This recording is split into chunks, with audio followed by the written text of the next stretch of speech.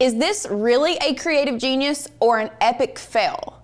Stick around to the end of this video and I'm gonna let you decide. My name is Lauren and I'm a craft producer here at Makers Gonna Learn, and what we're gonna do today is we're going to take what other people deem trash and turn it into our own treasure. As you can see here, we have lots of different things on the table, starting with this one. Did you know that this sign started off as this? And we turned it into this. I mean, come on, this is so stinking cute. Not only did we do that, but we found this in the clearance section of Hobby Lobby, marked down to next to nothing. All we had to do was paint the front and add a little bit of vinyl, and we made it perfect for a little kid's room. Next up over here, we got these two cute little signs, but they were both this pumpkin, but we wanted to have a set because we wanted to put them together. So we were able to paint over this pumpkin and then add a file that we have at Makers Gonna Learn and make a beautiful little set. So what we're gonna do today is we're going to take this Dollar Tree cutting board, which is still not a bad looking cutting board, but it doesn't fit the vibe that we want. So I'm gonna teach you exactly what to do to turn this into something that will fit you and your style. With all that being said, let's go ahead and go overhead and talk about the supplies you're gonna need for all of this. So the first thing that you're going to need is some type of sign. Whether you get something from the Dollar Tree, you find something at a yard sale, the thrift store, in the clearance aisle at Hobby Lobby, it really doesn't matter. You just want to find something that has a really good base that you can customize to make your own. Next up, we are going to cover this with some chalk paint. Now, we love the StarCraft chalk and mineral paint. We have both white and linen white. Honestly, this linen white is my dream cream color. I think it is absolutely beautiful, and I think this is the one that I'm going to use today, but we did use white in the other ones, so just know that there is white, but the linen white is the one we're going to be using today. Next up, we have some sandpaper. Now, for those who are curious about sandpaper and the grit, think about it this way: the lower the grit, the coarser it is. So this is going to be 80 grit. This is going to be really good for sanding off like this black color. You can see I've already started down here. It's smearing it a little bit, but I promise that's going to be okay. But we're just going to try our best to sand over this just a little bit to roughen this board up. So no matter what type of sign you do, I would highly suggest just giving it a light sand. If you don't have 80, 120 is a good grit to do this with as well. Just know that to take things off, you need a lower grit, or 80, somewhere around in there, and then to finish, you want a higher grit, which is 240 or above. So you do need some type of sandpaper. We do have a paintbrush to paint our sign, and then I'm actually going to be putting sticker paper on this, and I promise you're going to be blown away with how it looks. You can do however you want. If you want to do vinyl, you can do permanent vinyl, you could do HTV, you can do sticker paper, water slide. It is truly open to whatever you want to use, whatever type of material you have on hand, but this is what we're going to be using today. We love the Zykoto sticker paper in the matte, and like I said, I think you're gonna be blown away by the results. Now that we've gone over all the supplies, let's go ahead and get started crafting. So the first thing that we're going to do is I'm actually going to take this decorative piece off up here because I do want to paint all of this and I don't want this in the way. So I'm just going to unravel this. I'm not going to take it off the back. It's actually glued on there. Yeah, I am going to take it off the back. I just popped that glue off and we'll just glue it back on there. Not a big problem. So you're going to take any decorative pieces off of your sign or your blank, and then I'm just going to start sanding all over.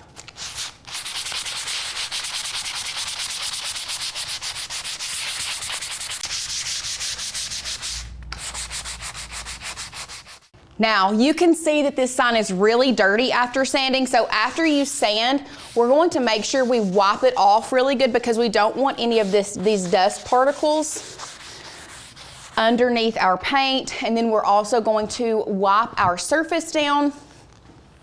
Now, it's perfectly fine that there is still some black on this sign.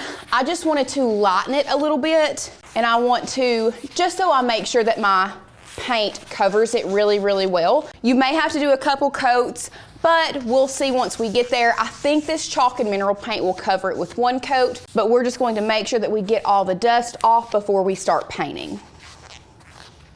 Now that we have done that, we are ready to start the painting process.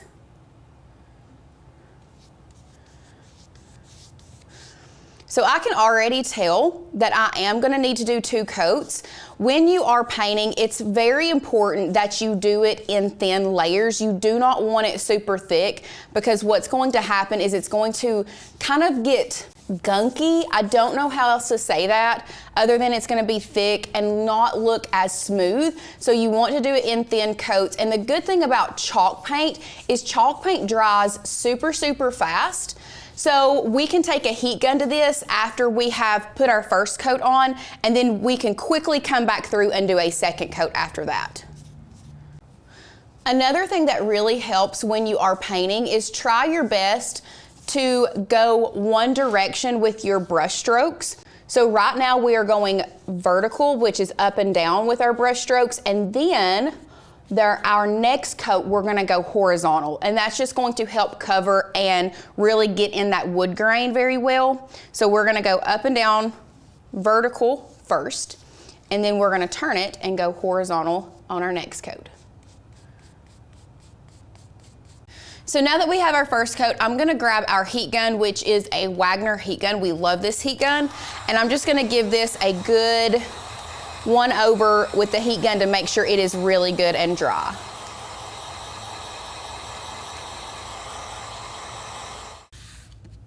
Now that that is really good and dry to the touch, you can see that was not from that was from earlier.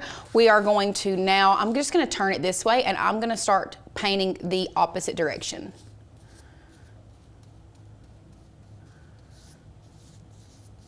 Now the second coat I am laying on just a little bit thicker than that first, but you still do not want your paint to be super thick. You still want it to be pretty thin, but the second coat can be just a tad bit thicker than the first.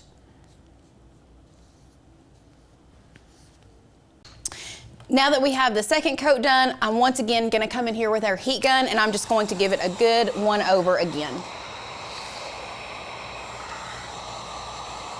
Now that it is dry to the touch, again, I do still feel like we need one more coat. For some reason, I'm still seeing a little bit of that black through there, so I'm gonna give it a third coat, one more coat, and we're going to see how it does. And I'm turning it back around and we're gonna do vertical for this last one. Now that we have our third coat, I'm gonna give it one more go over with our heat gun because we do need to paint the sides. And then once I paint the sides, I'll set it to the side and we'll start on our design. So I'm just going to give it one more good go over with the heat gun. Now, in case you all were wondering, I am using this on the high setting, but the key with using your heat gun is that you do not keep it in one area for a long time because that could burn your paint and you don't want to do that. So you just want to constantly keep it moving. And with chalk paint, when you look at it from the side, you can actually watch it dry. So we're just going to continually move this around and just kind of look at the sheen of the paint from the side, and that's really going to help you determine if it is dry. Now, if you do see that your paint is starting to crack, maybe you had a little bit too thick of a coat on it, I would bump it down to low and maybe just let it air dry if you do start to see your paint crack. So there are still a few semi-wet places there, but it's gonna be okay. So I'm just going to flip this over and I'm going to start painting the sides. This is one thing you do not need to forget. Don't forget to paint the sides of your blank.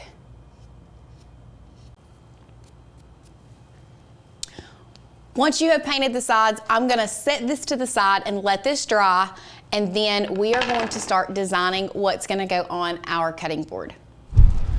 So the first thing that I'm going to do is I'm going to measure how large my sign is. So I'm looking at, it's a little bit more than 7.5, but I think I'm just gonna stick to 7.5. By the highest I wanna go is up to there, 12.5. So we're gonna go into design space. And I'm going to grab a shape, just going to grab a square. I'm gonna bring it over here, I'm gonna unlock it, and now I'm gonna put those measurements in my width and my height. So I said I wanted my width to be 7.5 and my height to be 12.5. So what this is going to do is this is going to act like my cutting board. That way I can lay out and size everything that I want on it perfectly. So now that I have done that, if you want to, you can change the color to kind of match what you are working with. So we're doing like a cream, so I can change it like you can see here. I can change it to a cream color. Looks very close to what my color of my sign is. And now what I'm gonna do is I'm gonna hop over to Maker's Gonna Learn, and I'm going to grab a cut file that I want to go on this sign. So if you are a member, you are gonna have access to the exact cut files and fonts that we use today. But if you're not, fun fact, you can become a member today for only $1. All you have to do, click that first link down below. You can have a trial membership, which is going to give you unlimited access to our website. You're gonna get 20 download credits, meaning you could download 20 cut files or 20 fonts or a mixture of both. And this is going to last you for 7 days. So you're gonna be able to look around the website, have unlimited access to our 30 days to master your Cricut. Maybe you are a Cricut beginner and you want to know more. Our 30 days to master your Cricut is an amazing way to do that. But with your dollar trial membership, you can get access to that. Like I said, plus 20 download credits. So what I'm gonna do is I'm gonna come over here to cut files. And then from there, I'm going to search the one that I want. And it actually says Happy Fall. I know we took this on, it already said Hello Fall, but it wasn't. I wanted it to be a little more bright. And this is the file that I want to use. I just think it's super, super cute. So to download your files, what you're gonna do is you're gonna press this arrow pointing down. It's then going to download up here in your downloads. You're gonna double click that zip folder, and that's going to unzip that file. So once you have unzipped your file, you're gonna go back over to Design Space. We're gonna come over here to the left-hand side of the screen where it says Upload. I'm gonna click Upload. We're gonna upload image, and then I'm just gonna bring my Finder back into view, and now I can drag and drop that file. Once I have done that, we're gonna go to Continue. We don't need to take anything away from this file, so we're not gonna really manipulate it, but I'm gonna click Apply and Continue, and then we're using this as a flat graphic today. So once you have done that, we're gonna click Upload. And now it is going to upload to our canvas. So now what we can do is we can size this file to fit on our cutting board. Super, super cute. Now, if you want to, you can center it. I really think I'm wanting it down toward the bottom. So I think I'm just gonna do that. I think that is a perfect size. Now what I'm going to do is I'm either going to hide my square, or you can get rid of it, because like I said, this is just acting as a placeholder for the blank that we are putting our file onto. So I'm just gonna go ahead and delete it and come over here to Make. Once we have done that, I'm gonna go to Continue. I am going to send this to my printer. We are using a Canon TS9500 printer today. And for this one, because I want the color to go all the way to the edge, and I want to make sure that my machine has a little bit more room for error, I am turning on bleed. Now, if you are working with something that has a white offset, you can actually turn that bleed off. But if you want something that has color all the way to the edges, make sure you always turn bleed on. The next thing that I'm gonna do is I always use system dialog. So I'm gonna turn on that use system dialog and hit print. Once I have done that, 9 times out of 10, my dialog box pops up behind Cricut Design Space, so I have to pull Cricut Design Space down to find it. So you can see here, I've pulled it down. You can even see with the words how it has added the bleed. That's perfectly fine. It's going to look like our original design once it's cut. So what I'm gonna do is I like to feed from rear tray because sticker paper is a little thicker, so sometimes it won't feed through the bottom tray. So we always put ours in the rear tray, so feed from rear tray. I personally always change it to photo paper. Now, I'm not using photo paper, nor am I using glossy sticker paper. However, when you choose photo, it tends to deposit more ink to give me a more richer color.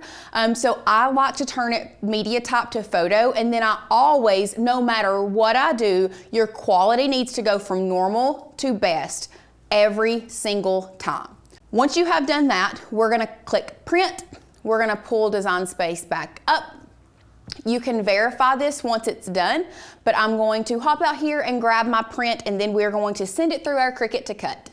Once your design has printed, the cool thing with Cricut Design Space, their new update is they have an arrow in the top left corner of all print and cut images. So if you have lots of things on here and you don't remember where certain things go, it tells you which is the top left corner. So I do love that new update. So we're gonna put that little arrow in the top left corner.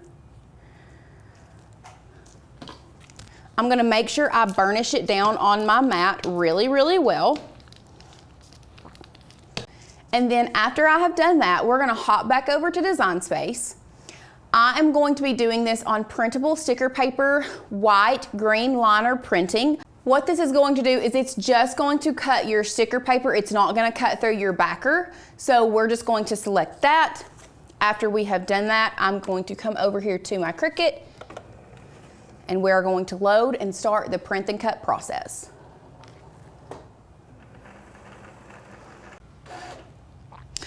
Once it is done, there is one thing that I do think everyone needs to get in the habit of doing, and that is checking your cuts to make sure that it cut all the way through. I always do this to make sure I don't need to send it back through. It looks like it did beautiful, so now I can go ahead and unload this. We're gonna bring it over here. I'm gonna leave this on the mat for the time being, and I'm just going to take up the excess of this print. And you can see how beautifully that cut on that sticker paper. Now there are some little pieces on the inside that we do need to get out of there. Now, before I transfer this over to this board, know that all and the H in happy is actually not gonna be connected, but that's okay. We can line it up and stick it down ourselves, not a problem. So what I'm going to do, I'm actually gonna take this off, and I'm going to start taking my sticker off of the page very carefully, because there are lots of little pieces here. So we just want to make sure we do this very carefully.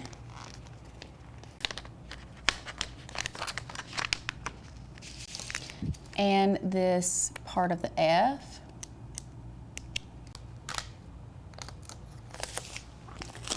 So now what I'm gonna do is I'm gonna bring my blank back over here.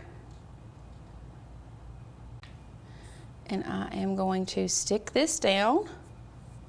And then once we have our main part down, I'm just going to come in here with the last part of the word fall. And if you want to, if you're confused as to where you want to put it, what you can do, you can revert back and you can look at your design here, and I'm gonna zoom in. That way you can kind of see where it goes, if that would help you. And that way when you pull in your other letters, we can use that as a guide to lay down our A, and then finally our two L's. And then last we have our H. And if you like this, you can be done. Now, what I am going to do is I'm going to pull in my hot glue gun. I'm gonna flip this guy back over. I'm gonna add a little bit of hot glue right there where that other glue was. And we're just going to glue this back down. And then once you have done that, we can now turn it back over and rewrap the jute back on the front. Really not necessarily, there's no rhyme or reason per se on how you can or can't do this. So I'm just going to give it a good little tie. And now you have repurposed something that was going to go in the trash and made it something that fits you and your style.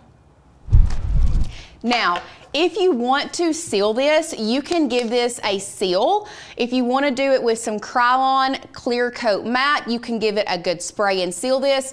Maker's Magic is also a really good sealant, would seal this in, but in all honesty, for a $3 blank, I probably would just use this in my home as a seasonal piece of decor. I personally wouldn't seal it, but just know that there are options for you. So what do you think? Is this craft genius or an epic fail? You tell me. Make sure you leave a comment down below. Now, if you want to recreate something like this using the files that we have, once again, make sure you click that first link down below. Take advantage of that dollar deal because y'all, it is insane the amount of things that you get for $1. With your 20 download credits, that brings it down to 5 cents a download. Tell me where you can find a full font for 5 cents. As always, if you liked this video, make sure you hit the thumbs up, subscribe to our channel, and hit that bell notification so that you can be notified every time we get crafty.